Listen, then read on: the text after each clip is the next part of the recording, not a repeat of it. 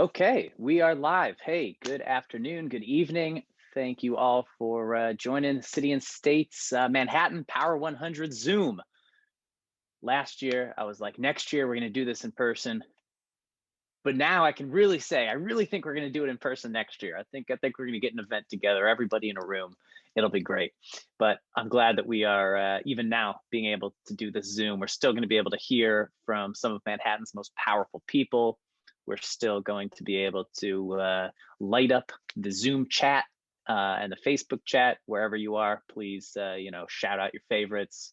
Do whatever you want in there.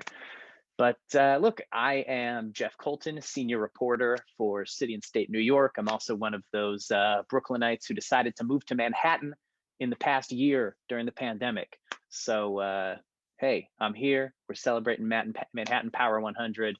And maybe next year I'll be able to actually make the list. We'll see. We'll see. Of course, I want to thank our sponsors, T-Mobile, Charter Communications, and Lincoln Center, for helping support the Manhattan Power 100 this year's list. And as I said, keep yourself muted, but please be active in the chat. And if you have any questions, you're welcome to do the Q&A too. But mostly we're just going to be hearing from some of Manhattan's most powerful.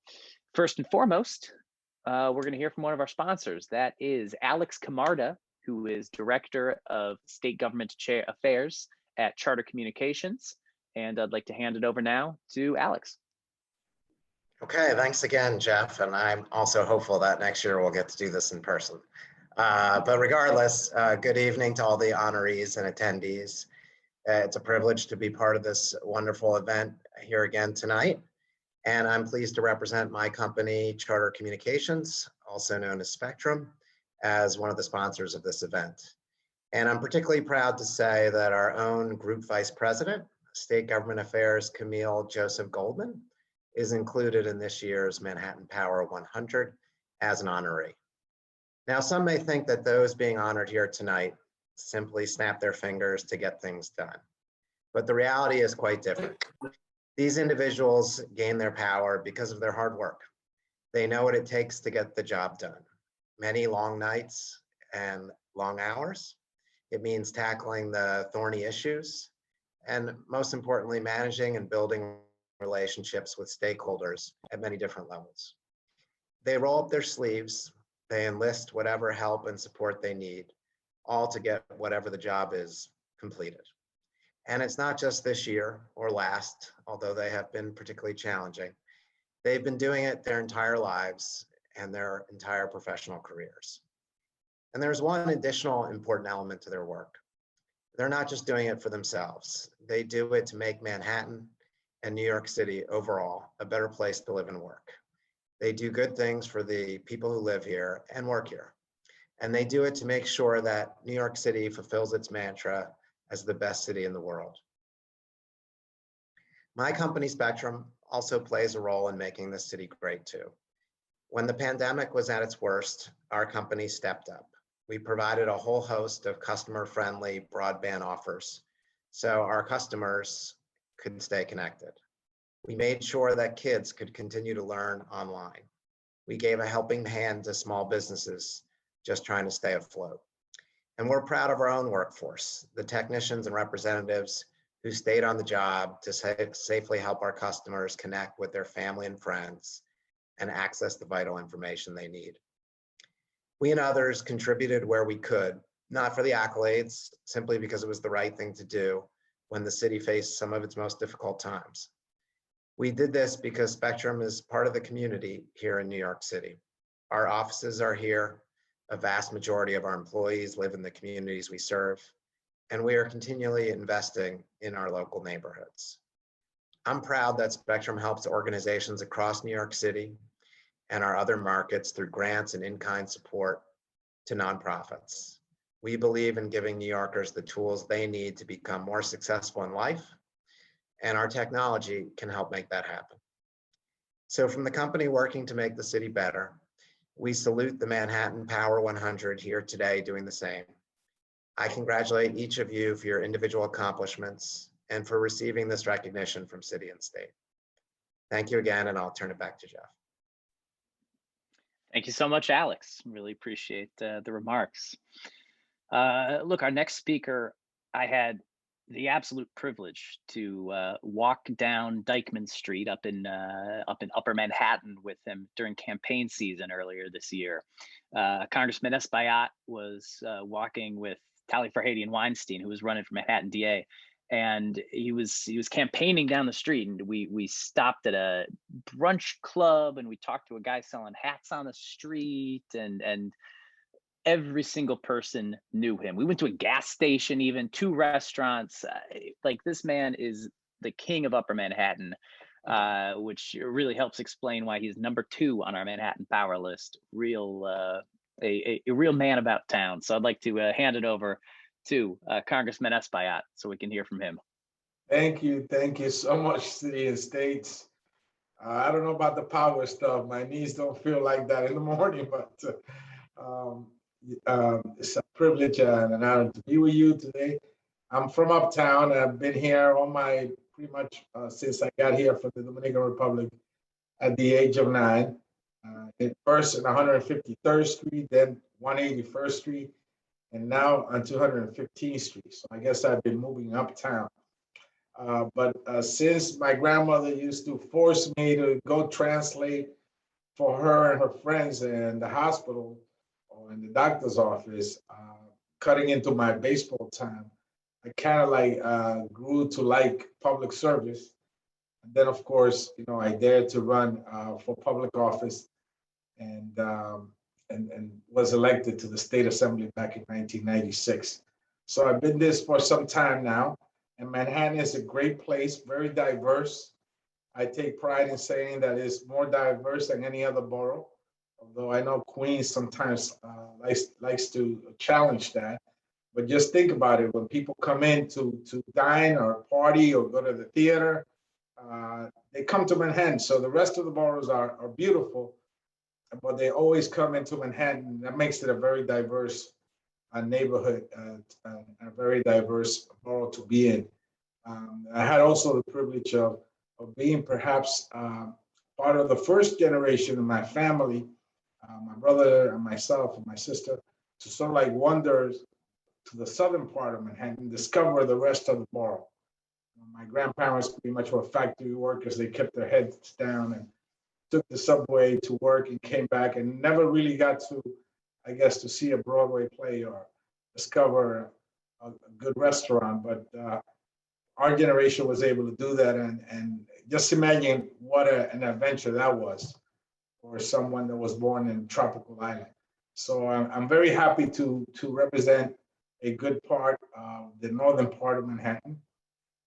In the east side is north of 96th Street. In the west side, it's north of 120th Street.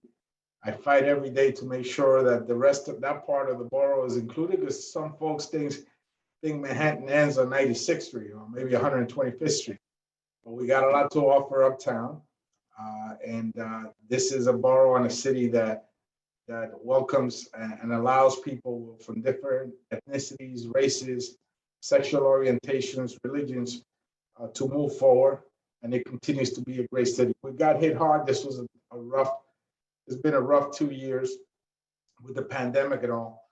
And our neighborhoods got hammered by COVID-19 because of the high levels of illnesses like diabetes and high blood pressure and cardiovascular problems. So we got hit really hard, but we're dusting ourselves off and getting up. We have a lot of fight in us and a lot of resilience in us. And I think we're going to continue to move forward, continue to contribute for the rest of the city. And so I'm a Latin from Manhattan, and I want to thank City and State for including me in your list. Thank you. Thank you so much, Congressman. Always great to hear from you. And thanks for giving us your time today. I want to send it over now to another sponsor of the event, T-Mobile, so we can hear from Derek Doan, Regional Director of T-Mobile Public Sector Sales. Derek, over to you. Thanks, Jeff. And thanks for having us tonight. And I just wanted to congratulate all the Power 100, Manhattan Power 100, folks that are being recognized. I mean, New York City, the biggest and best city in the world.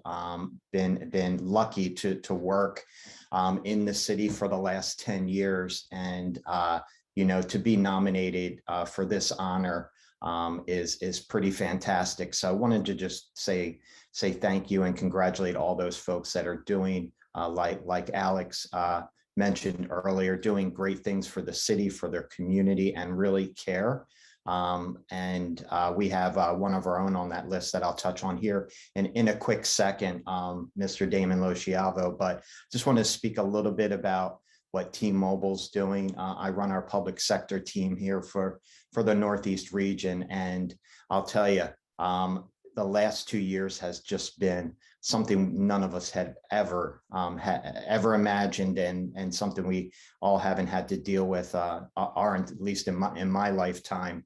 But even prior to pandemic, I'll tell you, T-Mobile was really looking at a situation called the digital divide, where there was 28 million kids in the US that weren't connected with internet. This is pre-pandemic. And one of the very first projects T-Mobile chose to work on and invest in was right in New York City in the South Bronx in December of 2016, where we connected 5,000 residences in the Betances homes with unlimited high-speed internet connectivity with T-Mobile with a tablet device. And this was, like I said, several years even before a pandemic, where T-Mobile recognized that there was an issue and a need here, and New York City stepped up. Mayor Bill de Blasio and Secretary Casto from HUD stepped up and said, we want to help start fixing this problem. And the only way we can do it is with a large, dynamic, fast wireless network, because we know how hard it is to get wired networks in, and our network spans all 5 boroughs. Since the pandemic, we've connected over 500,000 kids in New York City with high-speed, unlimited T-Mobile service. We're the primary provider for all the students in the New York City school system, for the Department of Youth and Community Development, for the seniors in the NYCHA developments, where we've connected over 10,000 seniors as well, and another 10,000 for the Department for the Aging. And we're so proud of the work we can do there with the city. The city has invested so much time and resources into connecting the at-risk youth, at-risk families, and then seniors that were just so isolated during the pandemic, and just couldn't talk to family. They couldn't leave their home and just really needed a way to connect. So I'm really proud of what my team could do, and really what the city could do to help these folks, and how they helped them fast. They didn't wait and said, let's see who else does it, and kind of copy them. They were the first. And then everybody else in the country copied what New York City did, because they knew it was something they need to act on right away. The way that we could do that is because of the network, and our integration and merger with Sprint made us the largest wireless network in the country, the largest 5G network, with twice the size of a network of AT&T and Verizon, when we brought mega companies like T-Mobile and Sprint together to create just capacity, unparalleled for wireless connectivity, where you can have hundreds and millions of thousands of users with high-speed unlimited 5G service in areas like Manhattan and the other boroughs that are so urban and have more people anywhere in the world in one place. And our network has stood up amazingly during that time. Programs like we have Project 10 Million, where we're connecting 10 million kids across the country with free service for 5 years with a hotspot. And then Connecting Heroes, where we're connecting first responders with 10 years of unlimited high-speed service for no charge. So I'm really excited of all my company's doing, but also more importantly, what New York City has done in Gale Brewer's area in Manhattan, where they stood up to solve a lot of digital equity issues over the last couple of years. And I just wanted to close out, give, a shout out to my good friend, our Vice President of Customer Experience, Damon Lociavo, which is on our Manhattan Power 100, because without his team to help us deploy, over 500,000 devices during the pandemic and do it smoothly and fast to get them in the hands of kids, seniors, and families in record time. Without him and his team, we could have never done it. So real proud of what he could do. Jeff, I'm going to turn it back to you, but thanks so much. Thank you so much, Derek. Really appreciate your time and sharing all that T-Mobile has been up to in Manhattan, citywide, statewide. So thank you.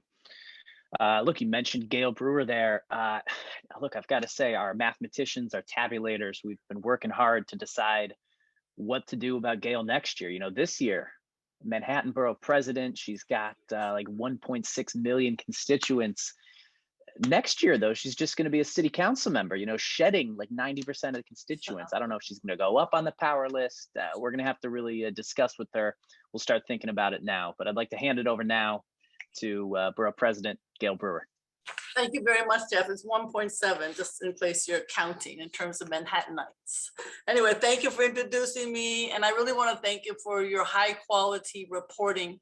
Local reporting is needed more than ever. And I want to thank Tom Allen, my friend, and the entire team for keeping us honest and accountable to the people we serve. I am quite partial to Manhattan. You always, I think everyone knows that. I'm always funny about the other boroughs because I love my borough. But I really want to congratulate everyone on the Manhattan Power 100 list. I think I know most of you, if not all of you, and you really are great. And it's an honor to share this virtual stage. I hope it is live next year with fellow honorees, Adriano Espaillat, Mark Levine, Carlina Rivera, and Keith Powers. I think it's safe to say that our city is at an inflection point. In addition to a changing of the guard at City Hall, we are recovering, as we know only too well, from a pandemic that has laid our city and the world low. We've lost friends, I've lost, you've lost, and we've seen New York come to a standstill, and now we're left with the inevitable task of picking up the pieces. But just like we all know, it's that New Yorkers will fight for their city.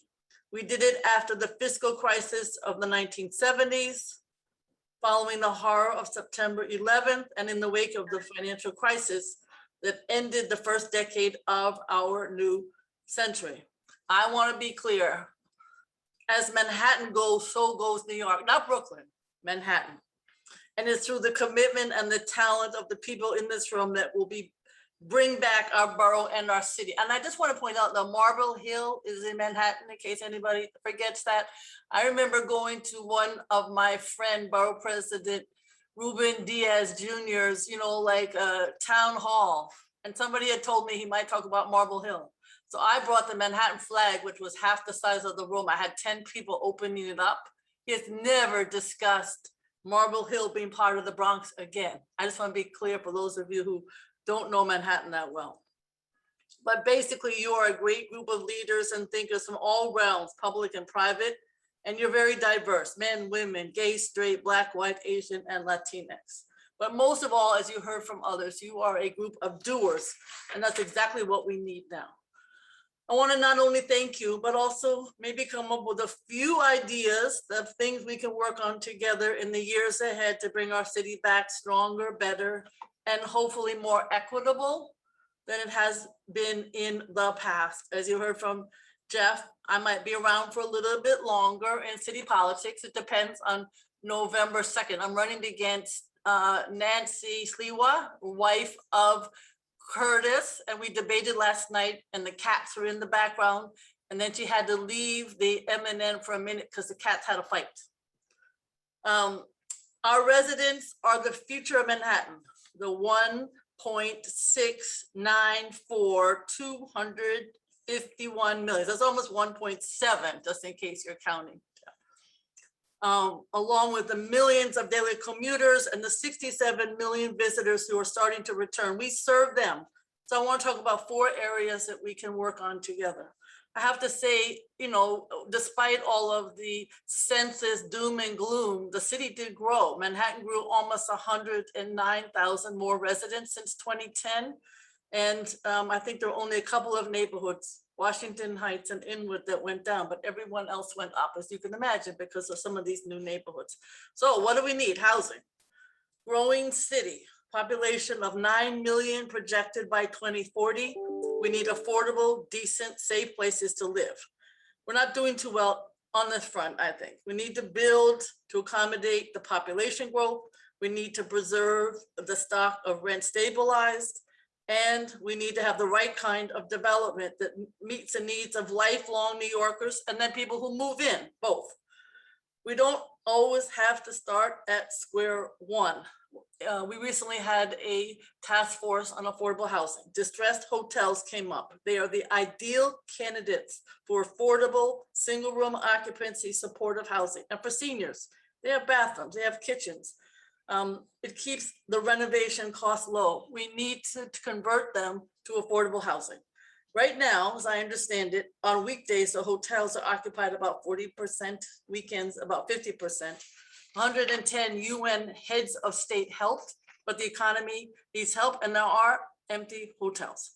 After we had all this discussion in our task force about hotels, we recommend that the city and the state should issue bonds to raise enough capital to facilitate redevelopment at this scale. 200 hotels closed during the pandemic. The current state budget has $100 million allocated for hotel conversion projects into affordable housing. It's a good start, but we need more because a hotel purchase can cost 20 million. Now, I like Eric Adams. We were borough presidents together, even though he ate so many green things at lunch. You just wanted to say, oh my goodness, could we have like, you know, just we have to eat all those green things because he's very healthy. However, he talked about converting hotels in other boroughs. I want Eric Adams to know we need to convert hotels also in the borough of Manhattan. We have to preserve housing affordable for those who are already living here. We want nonprofit housing developers to do it because they can save on things like taxes and insurance, and they don't understand what it's like to build affordable housing. We also have to worry about rising operating costs in the form of rent increases. We really need more Mitchell-Lamas. We need to convert SROs, more of them, and we need land trusts. Without getting into all the specifics, these are just some of the ways that New York City needs to come back. Everyone is focused on the Biden administration's Build Back Better reconciliation budget bill. Current rate, who knows what it'll be in the end, 3.5 trillion. Will provide 330 billion for affordable housing.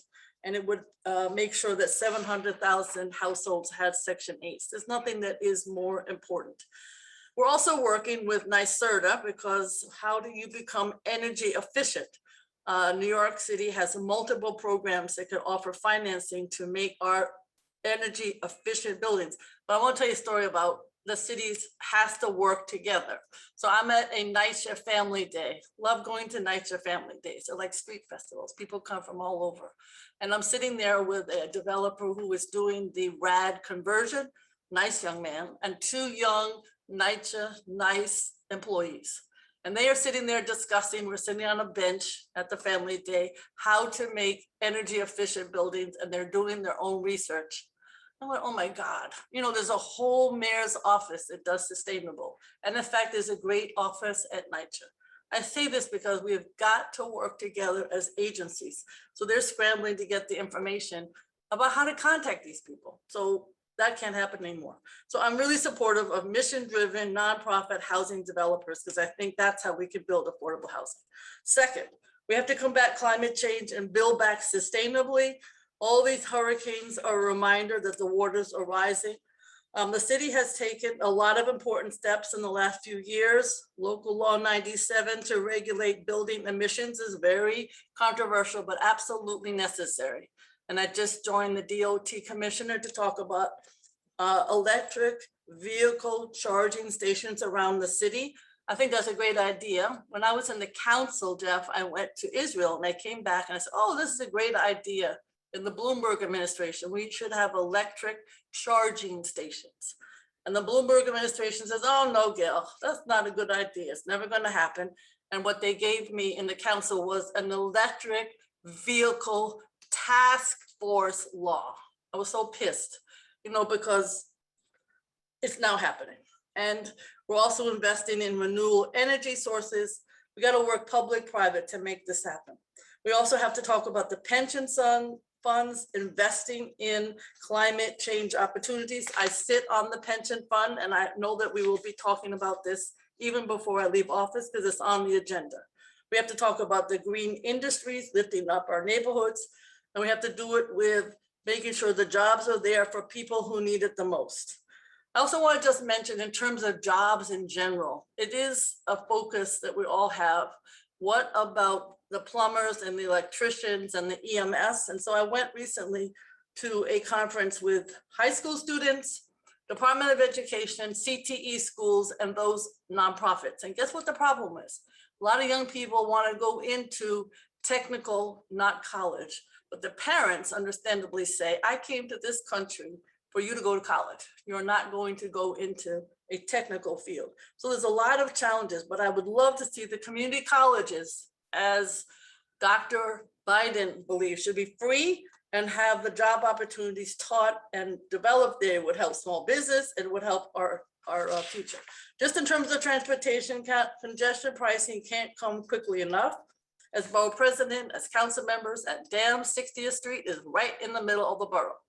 And people are going to be upset, and I understand it if you have a car, but we have to find a way to pay for transit, and that is a big deal. We also have to think about our streets and how are they going to be used.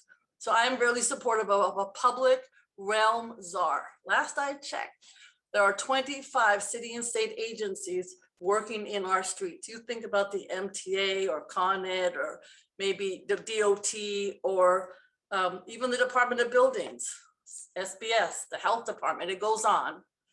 They all do not coordinate, and they have to with the restaurants, which I love, but they are creating noise and sanitation. So somebody has to coordinate the 25 agencies working in our streets.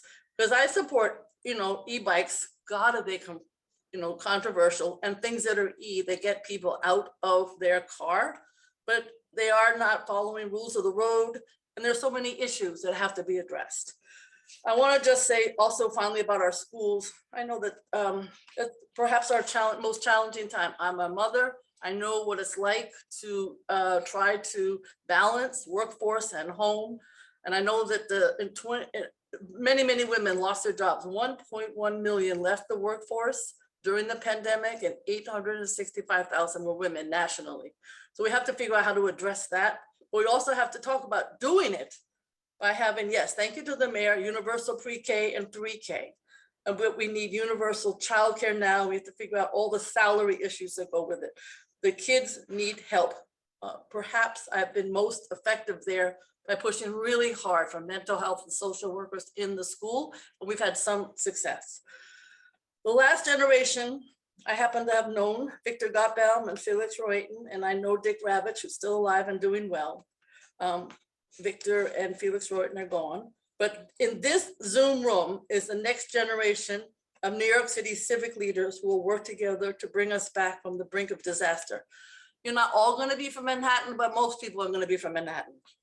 It's not inevitable that our city will succumb to the climate crisis or be unlivable, but all but a handful of residents with limited resources and support will make it a better city. Now, of course, if we had 89 more people, fill out the census, it might have been even better because we could have kept our congressperson. And also, if we had, not had so many land use discussions, that's mostly what I do. I've done 200 ULURPs, that's a lot. But I know that we have great hope for Manhattan and New York, because all of our colleagues and our community partners who represent the true diversity and strength of our city will make our city restart. I'll never stop fighting for Manhattan and a New York that leaves absolutely no one behind. And I just want to say that the Mayor's Manhattan Week starts October 25th. Let me know if you have events and opportunities as Manhattanites that you would like us to feature. Thank you very much, Jeff. Thank you, Borough President. You just gave me like 5 different story ideas. Now we know when Manhattan Week is too, although I think every week for the mayor's Manhattan Week, but I know this one's special. There's going to be, different events, different location. Yes. We'll see. Look, I know somebody else. I think the next speaker was daydreaming. He was checking out your chair, checking out the desk, seeing if he wants to get a new one, where he wants to organize the room. Yes, it is the presumptive next borough president. I can't say anything for sure yet, but Mark Levine, current city council member, I'd like to hand him the microphone. Mark. Thank you so much, Jeff. And it is an honor to follow the amazing and incomparable Gale Brewer. Hopefully I'll be following her professionally as well, if all goes according to plan. I only have one complaint about Gale, which is she has left me impossibly big shoes to fill. But I will absolutely do my best. And thank you, City and State. Thanks to all the sponsors, and congrats to the Power 100. I am still scheming for a way to get into the top 10. And here's my idea. So Jeff, maybe you can make this happen. Maybe Tom's listening. You need a Power 100 Southern Washington Heights. I think then I can probably crack the top 10. It would be very, very good. So can you get back to me on that, please? But seriously, I'm very happy to be here after, my goodness, what's been such a difficult 19 months for Manhattan and for New York City. But I gotta say that at this point, all those people who are writing articles about New York City being dead forever are looking incredibly ridiculous. Our streets are bustling, Broadway starting to come back. As Gale mentioned, the census showed that we had 100,000 additional residents just in Manhattan and more citywide. And on the COVID front, we're thankfully coming down from our summer wave. All the numbers are moving in the right direction, thank goodness. And that hasn't happened by accident. It's thanks in part to our first in the nation rules screening for vaccination and indoor dining and entertainment venues. And also it's thanks to the success of vaccine mandates now, which in healthcare and now in schools have been incredibly successful, with a huge surge in vaccination ahead of the deadline in each of those cases, and actually continuing increase in vaccination even post deadline as some workers are making the right decision at the last minute. And but we can't take this success for granted. We're heading into the fall season. Winter is coming, and the cold weather means that New Yorkers are going to go back inside for social gatherings indoors, where we know COVID spreads most easily. And so we've still got to keep pushing. We've got to go even farther on vaccination and take mandates farther too, to other city agencies where clearly there's high risk. Now that we've proven how successful the mandates are in schools and healthcare and survive legal challenges, we need to do it in NYPD, in corrections, in homeless services, in sectors like childcare, where we actually regulate the entire sector, and many of the providers aren't covered by the current mandate. We can't forget the other interventions that we need as well, including testing. It's crazy that 19 months into this pandemic, it's still so hard to get a test. We were making people go to a test site and line up sometimes for hours to get a test. We have the technology now for rapid home testing, and other parts of the world are doing it right. They've made it free or nearly free and available everywhere, from supermarkets to vending machines to mail order. Meanwhile, in New York City, you got to run between pharmacies, pray you'll get lucky to find one in stock, and then you have to pay $25 for a box of 2. It's holding us back. It's a problem for families. It's a problem for the city. We've also got to push booster shots. There's been a pretty low uptake so far. We need to push that for people who are vulnerable. And around the corner, hopefully, maybe by Halloween or shortly thereafter, vaccines will be available for ages 5 to 11. And we're gonna have to work again to make sure that we don't repeat the patterns of inequality in vaccination that we've seen in the other cohorts. And if we do this work, if we do this tough work, I really believe that we have a chance to beat back this pandemic. No, I don't think COVID is going to totally disappear, but we can beat COVID back to the point where it's not a crisis anymore, that it doesn't dominate our lives the way it has over the past year and a half. And that will give us the opportunity to finally pivot, to focus on our comeback, our COVID comeback, to bring back small business, which have just been dealt such a brutal blow over the past year, to bring back the arts, not just Broadway, but the whole broader constellation of diverse community-based arts institutions that have also been pummeled throughout this crisis, to go big on affordable housing, unprecedented, to an unprecedented degree to deal with that ongoing crisis. And also, I hope to address the underlying issues, the profound inequality, which was so revealed and exacerbated over this pandemic, including inequality in access to healthcare. It remains incredibly morally indefensible that hundreds of thousands of New Yorkers do not have regular access to primary health care. This is primarily undocumented New Yorkers, but others as well. And New York City has tools it can use to solve this, even while we wait for more bold action on healthcare at the federal and state level. And other than a medical crisis, probably the worst thing that a family can go through is losing their home, eviction. And I got to say, I am really worried about what happens after the eviction moratorium is lifted. Now it's scheduled for January.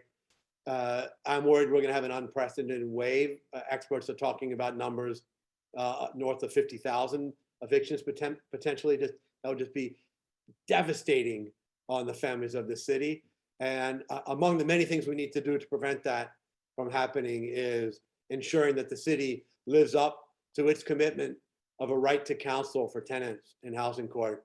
Housing courts are already starting to move again. And we have to make sure that no tenant in the coming wave or ever again in New York City has to face the life-altering prospect of losing their home without the benefit of an attorney in housing court. And finally, I'll just say that I hope that we all put our heart and soul into fighting the generational challenge that is climate change. After this horrible summer of deadly extreme weather in New York City, I am personally committed to putting everything I have into the fight to make Manhattan the global leader in the race to climate neutrality. And that means we're going to need audacious policy to make our buildings even more energy efficient, to break our dependence on the private automobile, to reform our food system, to electrify everything, to expand our urban forest. And let's not forget, because sometimes we do that, Manhattan's actually an island, a little island next to the Atlantic Ocean. It's incredibly vulnerable. And so we have so much more work to do to protect us against the climate change that is already here, not just what's coming, but what's already upon us. And it's just outrageous that almost 9 years after Sandy, that we haven't done more to protect our coastlines from flooding and extreme weather events. And that we haven't done more to harden our infrastructure so that the subway system doesn't shut down just because we have a heavy rain. And we've really got to, we've got to activate our precious public space, everything, parks, sidewalks, green roofs, to be green infrastructure for environmental benefits, public health benefits, resiliency benefits, cleaner air, vitality. This is a lot. This is an extremely bold agenda, but I am absolutely confident that we can do this, that Manhattan and New York City will come back, in part because we have again and again and again, after other pandemics and natural disasters and financial crisis and a terrorist attack. And we never really came back in the past as the same Manhattan or the same New York City. And frankly, that's not my goal this time either. There was a lot that we needed to fix in 2019. I want to come back as a better, a healthier, a stronger, a more just Manhattan and New York City.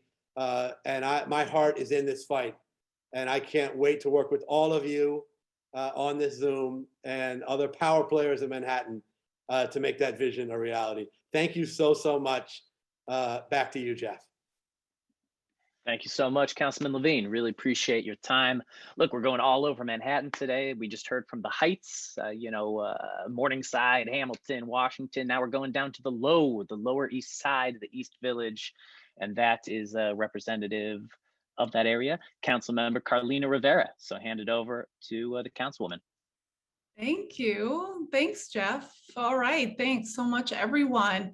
Hi, good evening. I'm Carlina Rivera. I'm council member representing District 2 in Manhattan, which includes East Village and Gramercy Park, Flatiron, Kips Bay, Murray Hill, Rose Hill, and the Lower East Side, where I grew up. And I just want to take the time to thank the team at City and State for welcoming me here this evening in celebration of the 2021 Manhattan Power 100. Of course, congratulations, everyone.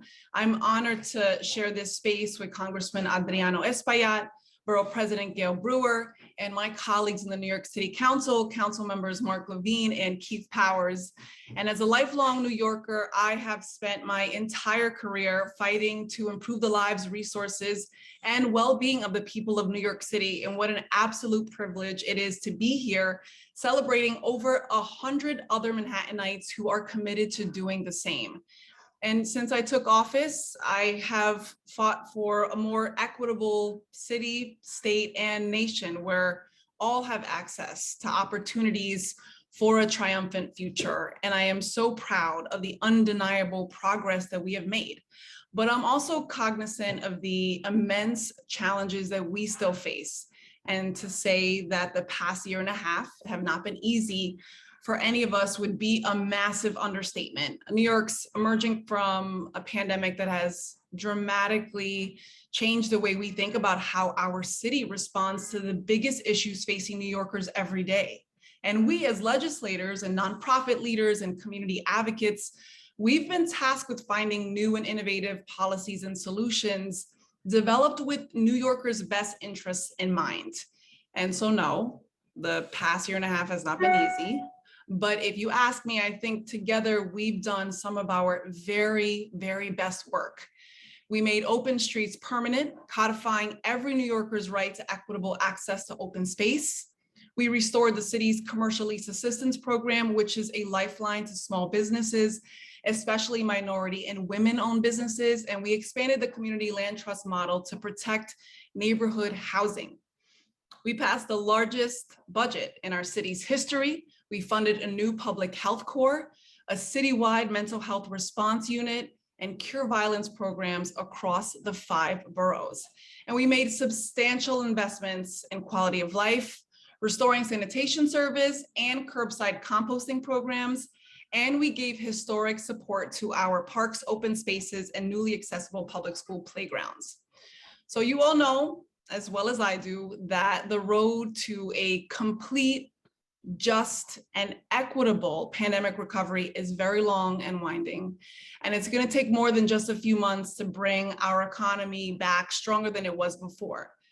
And we still have an incredible amount of work to do to truly and fully support our communities. But I know that the work that we've done together these past months and all of the transformative programs and investments we're still fighting for, it's going to bring the concrete results we need to show New Yorkers that a different, better future is possible for our city. I believe we can do it. I'm optimistic about the power that lies in just the energy of the city, and I guess the energy of the Zoom. So we're a city, we're a borough of stories and experiences. I want to make sure everyone's story is one that they can tell and that we can learn from. And my story, and I guess that of my family story, is it's like a little West Side Story, a little Rent. It's a lot of Raising Victor Vargas. And we're a melting pot of unbelievable characteristics and talents. And that's who we are. We persevere and we create. And so I have so many memories growing up here. I remember the first time I set foot in a Broadway theater. I remember it like it was a dream. It felt so surreal. I remember I saw Meet Me in St. Louis. I guess that's kind of ironic. And seeing Plátanos and Collard Greens. I remember my first opera at the Met. It was War and Peace in Russian. It was epic. Reading Bodega Dreams and When I Was Puerto Rican. And all of this is a part of my and our upbringing. And it's a part of our story. all of this is a part of the place that New Yorkers lovingly refer to when they say, I'm going into the city, right? That's Manhattan, right? That's the heart. And so yes, Manhattan sets the tone for our children's future, for transportation, for education, for public housing.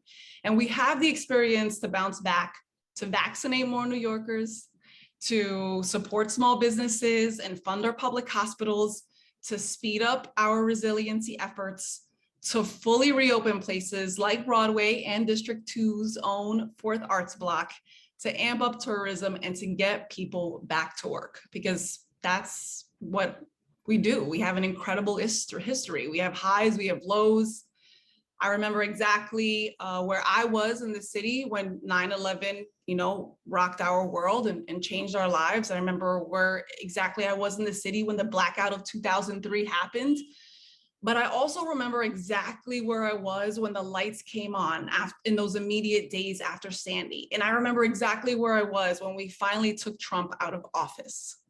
So as we rebuild and move forward, I remember we have been through a lot together, and it is my hope that we continue honoring what has happened, the present, this period of innovation, by ensuring that we support new programs that have made a world of difference for our neighbors, and that we look to the future and prioritize efforts to really shift away from previous inequitable models of leadership and governance. We owe this to Manhattan, and we owe this to New York. So to all of you here, I'm toasting you, NYC. Thanks so much. And congratulations, everyone. Thank you very much, Councilwoman Rivera. Gosh, got me excited to go back to Broadway. Haven't had the chance yet, but hopefully soon. Hopefully soon. I know shows are open and it's going. There's a lot of action again. Our next speaker, I have to predict, will be actually on a lot of Zooms with Councilmember Rivera in the next month or two. They're both running for speaker, and if you remember the beginning of this year where there were 3 mayoral Zooms every single night, we might be heading into that same thing again. We'll see, maybe some in person, maybe some Zooms. But with that, I want to hand it over to Councilmember Keith Powers, representing the 4th District. Keith. Thank you. Thanks, Jeff. And thanks to everybody at City and State for having me. And I have been listening, and I heard Councilmember Rivera's speech, and I have to say, got me also. I'm actually going to a show tonight, so I'm ready. I'm leaving here to go to a show. So I'm pretty excited about that. And it certainly represents a moment in where we are in Manhattan and the city in terms of being able to go back to live performances and enjoy the city and certainly what Manhattan has to offer. And I got to hear Councilmember Levine, our next borough president, and Councilmember Brewer. And I love hearing a lot of Manhattan love. I know it's cool to dunk on Manhattan these days, but we know, and us Manhattanites know where it's at. But thank you, everybody, for having me tonight. And I'm really honored to be here amongst a group of hardworking and trailblazing folks in Manhattan. And really big congrats. I see a lot of folks on here who are honored as part of this list. And so I want to say congratulations to everyone. And for Manhattan particularly this past year, but obviously across the city, but from all the iconic stuff in Manhattan, it has been an odd and a crazy year, unlike in any other when it comes to our city and our borough. The public health crisis, the shuttered businesses, the climate disasters, and looking at so many institutions here that we think of when we think of New York City, and watching them have their lights off or face an uncertain future. And I think that Mark Levine said it best, that there was those people who want to proclaim that New York City was dead. But for many of us, like myself and others who have spent their whole lives here, we knew that Manhattan and New York City always bounce back because of the dedicated and strong leaders who put in their work to keep and take care of our fellow New Yorkers, but also because we've seen this before. We know that Manhattan is resilient. We know that New York City is resilient. And I think it was a reminder to us, and certainly for me, how important all those things that make Manhattan, make my district and all these other districts so special, and how important they are to our everyday lives, how they're important to the future of this city, and how iconic they are. And yeah, I think we all started to miss some of those things that drove us nuts normally. It could be the traffic, the bustle of the people, and the tourists that are crowding the streets, the energy that sometimes can be over too much in our central business court and other places. But we started to miss those things during the pandemic, and we started to miss what makes this city and all these areas of the city so special.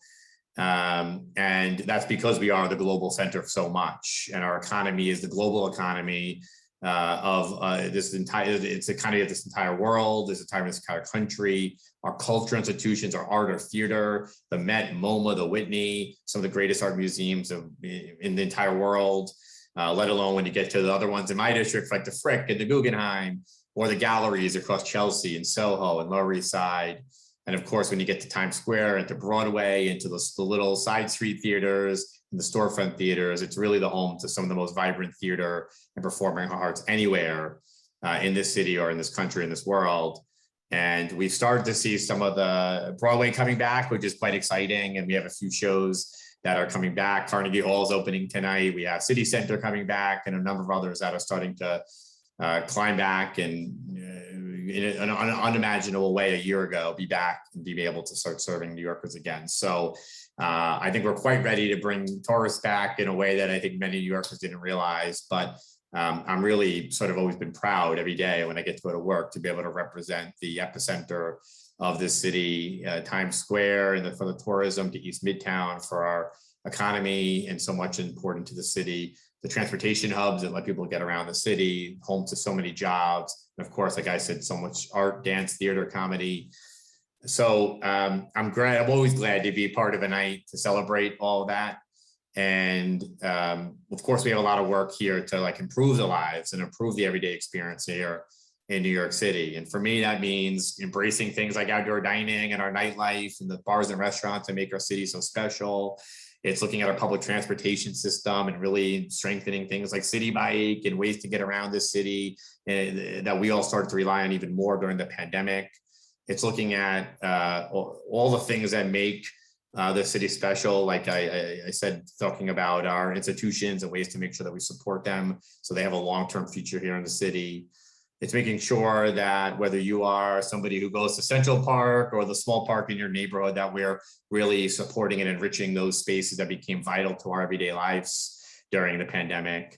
And there's so much we did during the pandemic. Like I mentioned, open restaurants, open streets, at Councilman Rivera champion, open culture that really transform our spaces. And I think it's our city. And I think it's a really important time to support those and give them a long-term future here in the city as well. So I won't speak to too much, because the thing I learned in life is if you're the last speaker, you should be shorter and quicker, but leave you with one thing, which is what I had said all along. Jeff, I like seeing your cat make a cameo there. This city is the greatest city in the world. It always has been, and I think always will be, but this year has taught us never to lose track of that, to support great leaders who are doing the work to keep it that way, to listen to New Yorkers, and to really support programs like open culture and open restaurants that they're demanding, to be more innovative and transformative, but to never lose sight of what the core of our city really means to the world when I talk about all the great things that Manhattan has to offer. I'm lucky to represent a big chunk of it, and I never lose sight of that. And I really want to say one thing about Manhattan, is that I have such great colleagues here that are past and present, and that have really showed up to work every day during the pandemic and before, of course, as great public servants. And that's always the one thing that I've always made as politically really special, is I think a lot of folks really work together and have a team spirit to make sure that we get through big moments like the pandemic, where we celebrate 9/11, and those really big moments in our city that needed leadership, to the everyday things. So thank you to city and state always for honoring us and giving us an opportunity to remember and to be, have a moment to de-stress a little bit and focus on how wonderful our jobs are, and to get us all together. And thanks to everyone. And of course, congratulations to everybody who was honored as part of this Power 100. And look forward to seeing everybody on Zooms, in person, and everything else. I think Jeff has forecasted something for me that I should be ready for. But anyway, thank you to everybody, and thanks to city and state so much. And thank you, Councilman Powers. Really appreciate you sharing this time with us. You got me thinking, when they first announced that Ferris wheel in Times Square, I thought everybody would think it was lame, but it ended up being like the hottest ticket in town. I had so many people telling me it was awesome, and like they were trying to get tickets and ride it. So hey, shout out to Times Square, part of your district. And I never appreciated Times Square as much as I did during the pandemic, because really what it means to the city, but it really means to this whole world. So I appreciate that. Absolutely. So thanks again. Look, now here comes everyone's favorite part of the event, where I go through all 100 power names. Luckily, my cat Gladys has joined us, so bear with me. And look, I mean, I joke, but honestly, this is a great honor to be on the City and State's Manhattan Power 100. So without further ado, I want to say number one, Congressman Jerry Nadler, Adriano Espaillat, another congressman who joined us earlier, of course, State Senator Liz Krueger, Lieutenant Governor Brian Benjamin, Assemblymember Dick Godfrey, Congresswoman Carolyn Maloney, Al Sharpton, of course, the Reverend Gale Brewer, thanks for joining us, Kathy Wild, CEO of the Partnership for New York City, Michael Dowling of Northwell Health, president there. That's our top 10. What an honor. Moving on, we've got State Senator Brad Hoylman, Merrill Tisch of SUNY, Bill Thompson of CUNY, Michael Bloomberg. I don't know where he's at. I don't know that name, but Michael Bloomberg. We've got Stephen Roth of Vornado, Stephen Ross of Related Companies. That's right, both of them. We put them next to each other. City Council Speaker Corey Johnson, potential next City Council speakers, Carlina Rivera, Keith Powers, and Diana Ayala, all on the power list together. Assemblymember Yuli New, Cy Vance, the outgoing Manhattan DA, Alvin Bragg, the potentially incoming Manhattan DA, Mark Levine, council member, and maybe next Manhattan Borough president, Damian Williams, we have him as the nominee to be the next U.S. attorney for the Southern District. I think I just saw he just got approved. So Damian Williams, U.S. attorney, get to know him. So do I need to. Assemblymember Danny O'Donnell, Robert Jackson, state senator, Luis Miranda of Miram, Stephen Rubenstein of Rubenstein, Brian Kavanaugh, state senator, Jim Whelan of Rebney, Keith Wright, Manhattan Democratic leader, and also with DHC, Sheena Wright, United Way, Suri Kassirer, lobbyist extraordinaire, James Capolino, also lobbyist extraordinaire, Emily Giske and Violet Moss of Bolton St. John's, lobbyist extraordinaire, all together on the list.